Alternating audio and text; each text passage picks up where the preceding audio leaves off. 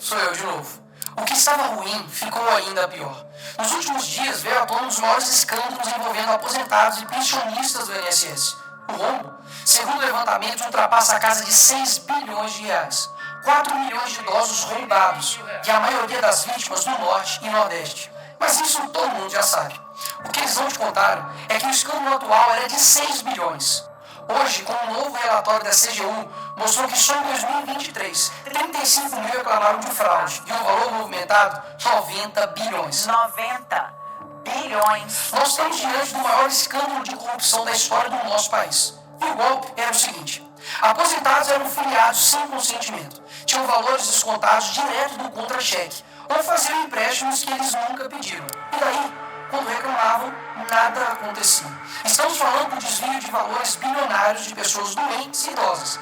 Dinheiro que deveria estar no bolso de quem trabalhou a vida inteira e hoje depende da aposentadoria para viver. E é claro, vou espalhar a narrativa de que tudo começou no governo anterior.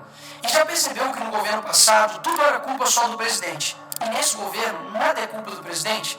Mas olha só que interessante. As investigações mostraram que os descontos irregulares já vinham sendo praticados há anos.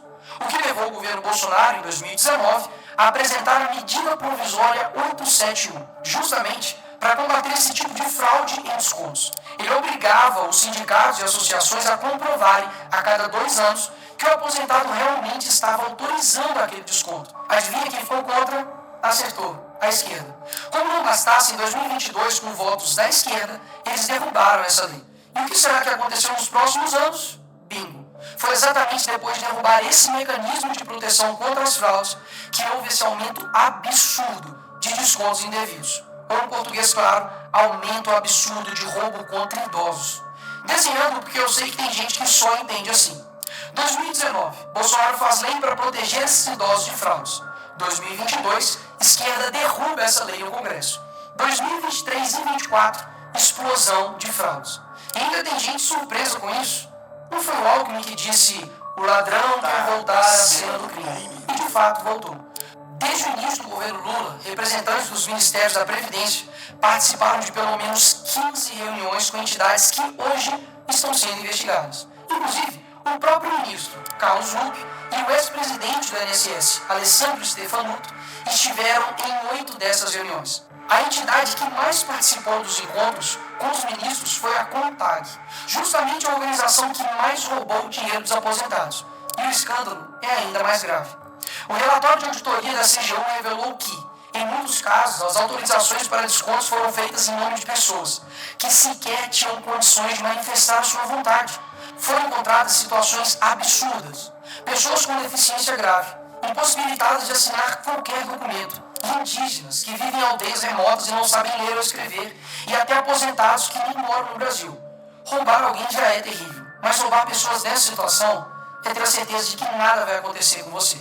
Não é à toa que o relatório do próprio INSS mostra que o governo tinha ciência e sabia como barrar os descontos desde 2023. O Tribunal de Contas da União também sabia da denúncia desde 2023. Desde essa época, poderia ter ajudado as pessoas que foram vítimas, mas o julgamento ficou parado por mais de 1 ano, por um ministro do TCU indicado por Lula. E o sindicato investigado era do irmão do Lula.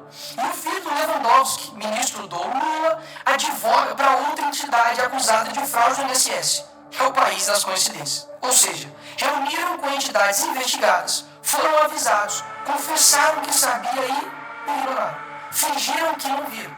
Agora, com a pressão do escândalo, o governo Lula trocou o ministro e só. Nenhuma consequência para ele. Engraçado, né? Se o pobre erra o CEP no cadastro, é fraude. Mas se o sistema desvia bilhões, é só trocar o responsável. O mesmo responsável que em 2011 também foi trocado pela Dilma por corrupção no seu ministério. Isso mesmo. Lula escolheu Carlos Lupe, um cara com histórico de corrupção para cuidar do dinheiro de idosos e doentes.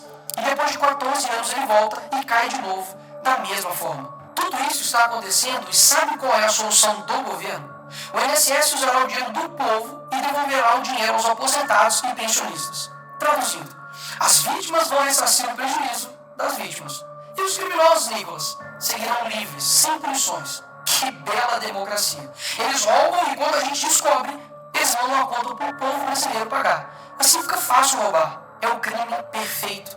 Tá, Nicolas, mas o que vocês estão fazendo contra isso?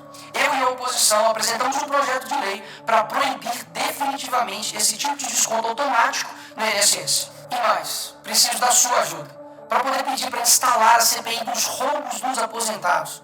E será lá nessa comissão que vamos investigar mais a fundo e poder colocar na cadeia quem foi responsável por isso. E aí sim, fazer com que eles devolvam esse dinheiro, não que você pague essa conta. Vá até a rede social do Hugo Mota e Davi Alcolumbre e peça para que essa comissão seja instalada. E por fim, vá urgente ao seu banco ou veja o extrato na sua conta pelo celular e veja se há algum desconto indevido. Só assim, você saberá que está sendo roubado ou não e peça o cancelamento imediato desse roubo. E sim, o tempo passa rápido. Eu sei que muitos não pensam no futuro, mas um dia ele chegará. E que nesse dia tenhamos feito algo para chegar aqui diferente do que estamos vivendo agora. Ninguém aguenta mais um país que só desanima a gente a cada notícia. Mas para chegar aqui diferente, a gente precisa fazer algo diferente agora. Porque o partido que prometeu cuidar do povo, um presidente que se colocou como o pai dos pobres, acabou explorando o que eles mais juraram defender. Mas eles só chegaram lá porque muitos acreditaram neles. E até quando? Porque quando chegar aqui, talvez seja tarde demais para mudar o Brasil.